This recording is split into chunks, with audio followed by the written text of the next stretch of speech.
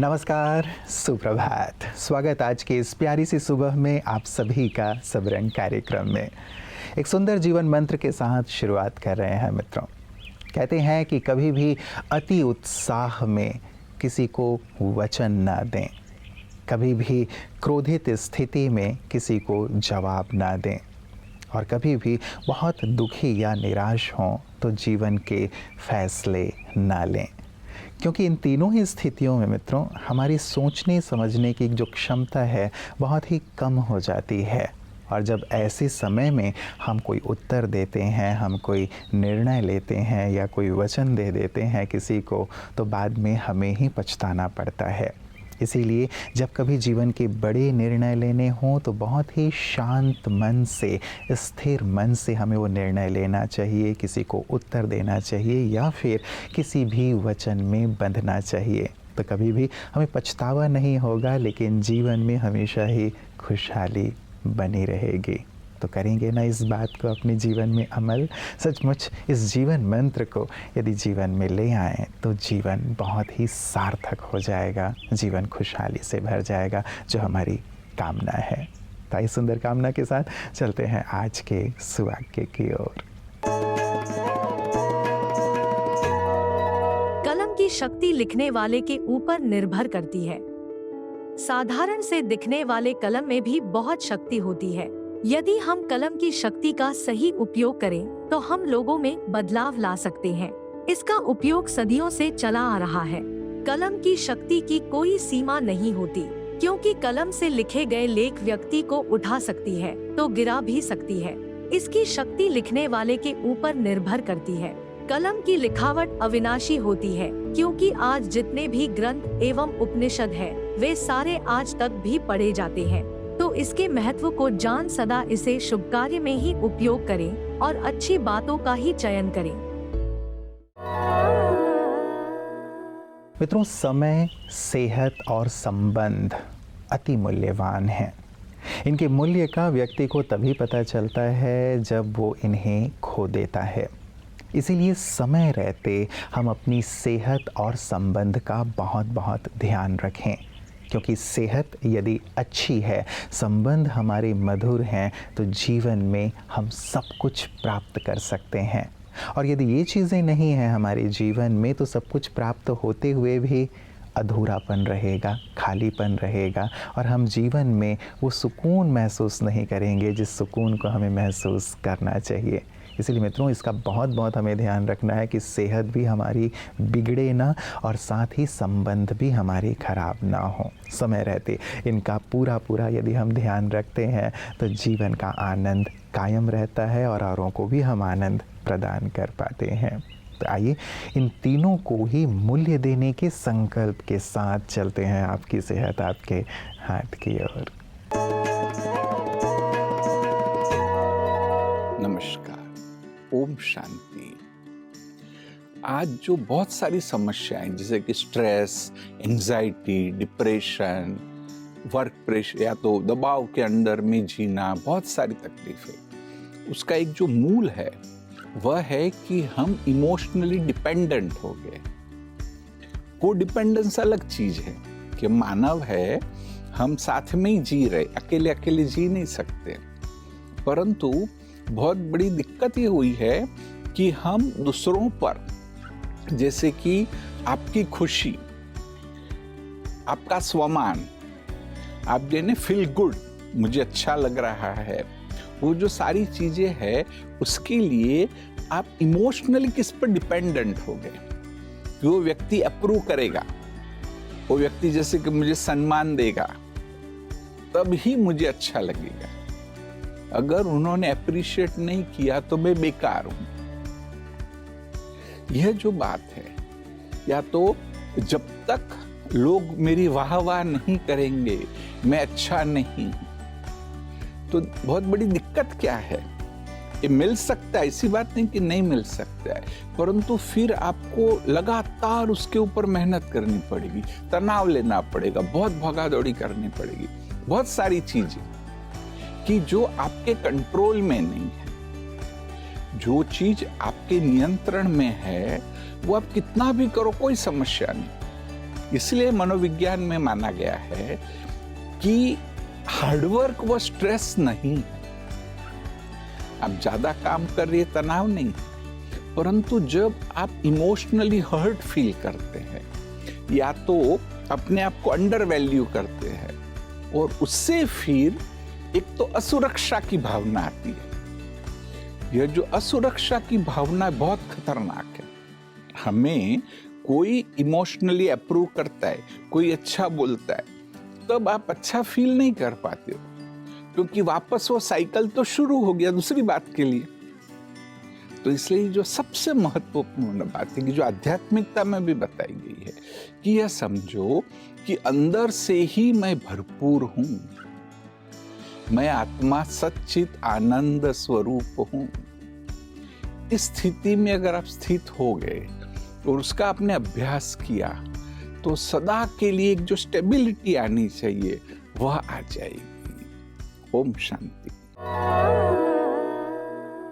मित्रों, किसी भी चीज़ का उदाहरण देना आसान है, लेकिन स्वयं उदाहरण स्वरूप बन जाना इसमें मेहनत है।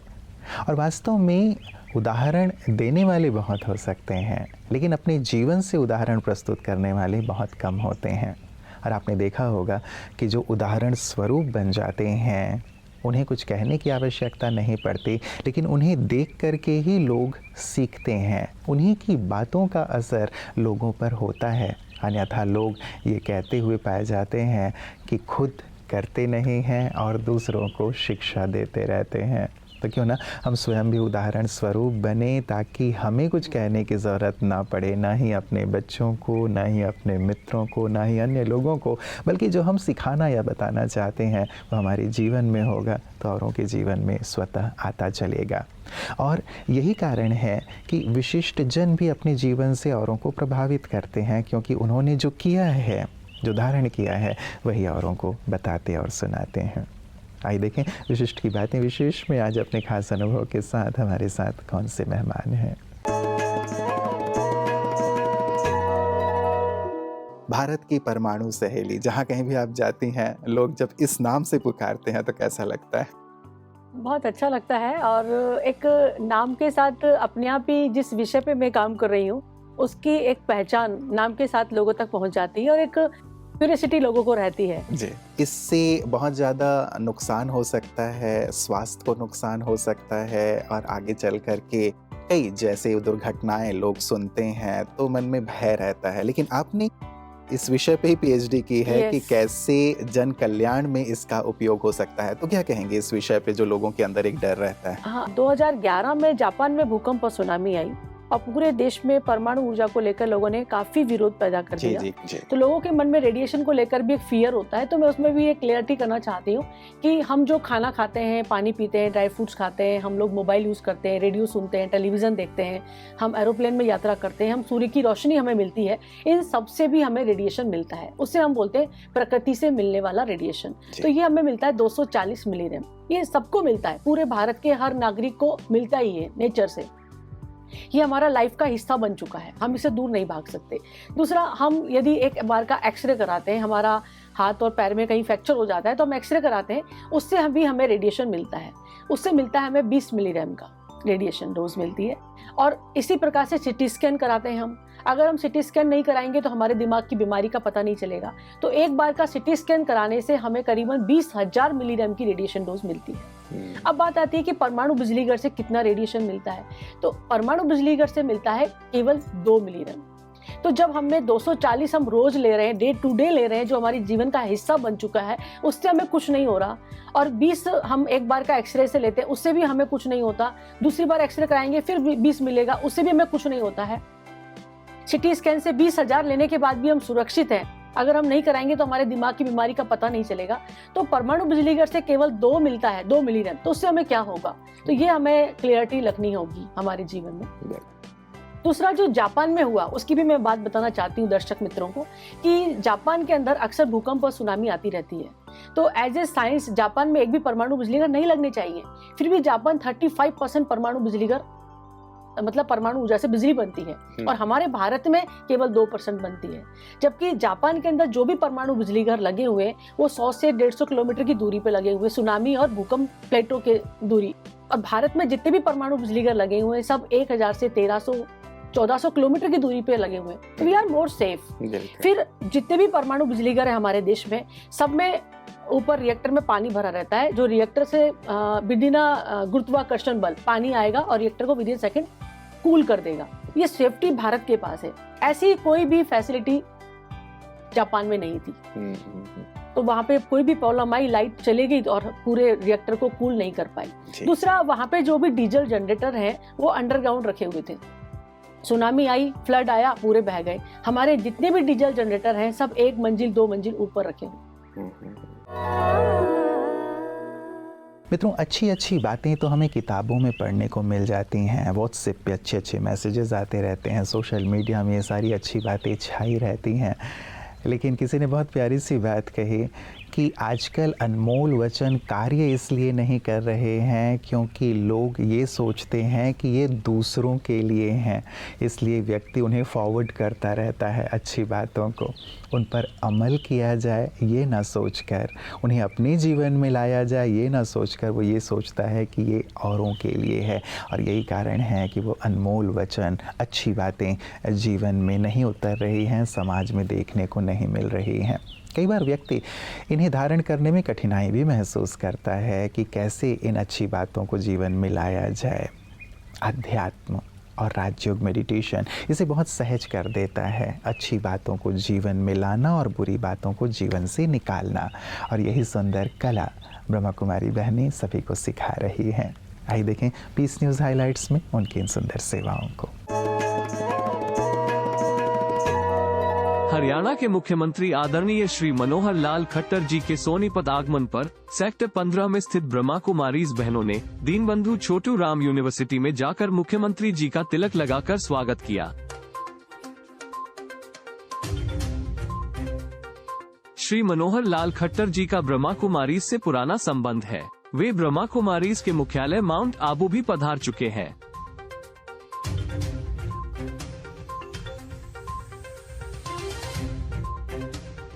इस मौके पर आदरणीय प्रमोद दीदी जी ने मुख्यमंत्री जी का आभार प्रकट किया तथा उन्हें माउंट आबू में पॉलिटिकल विंग द्वारा संचालित कॉन्फ्रेंस के लिए निमंत्रण भी दिया। अंत में मुख्यमंत्री जी को संस्था की ओर से ईश्वरीय सौगात भी भेंट की गई। मित्रों, जाते जाते एक और सुंदर शिक्षा की बात जो मेरे पिताजी हमेशा कहा करते थे, जो मुझे हमेशा ही जीवन में याद रहता है। वो कहा करते थे कि कभी मन खराब भी हो तो भी अपने वचन को खराब मत करना, क्योंकि मन तो फिर भी ठीक हो सकता है लेकिन बोले गए वचन, बोले गए शब्द ठीक नहीं हो सकते। बहुत पते की शिक्षा और बात है मित्रों। कई बार अपने भारी मन के कारण, खराब मन के कारण, अव्यवस्थित मन के कारण हम गलत शब्दों का इस्तेमाल कर बैठते हैं और रिश्ते वहाँ टूट जाते हैं या ख़राब हो जाते हैं। इसीलिए बोलने से पहले सोच लेना बहुत ज़रूरी है कि हम क्या बोलने जा रहे हैं और इसका क्या असर होने वाला है। बहुत ही गहन सी बात जो हमेशा ही अपने साथ गांठ बांध कर रखने की है मित्रों, क्योंकि शब्द जो होते हैं वो सचमुच या तो हमें हृदय में उतार देते हैं या हृदय से उतार देते हैं। हमें तो सबके हृदय को जीतना है, सबके हृदय पर राज्य करना है, खुश रहना है और खुशियाँ बांटनी हैं। यही तो जीवन है और इसे ही जीवन का हम मूल मंत्र बना करके भी चलें। अपना ख्याल रखिएगा और इस सुंदर बात पर भी विचार कीजिएगा। कल पुनः इसी वक्त आप सबसे मुलाकात होगी। नमस्कार। ओम शांति।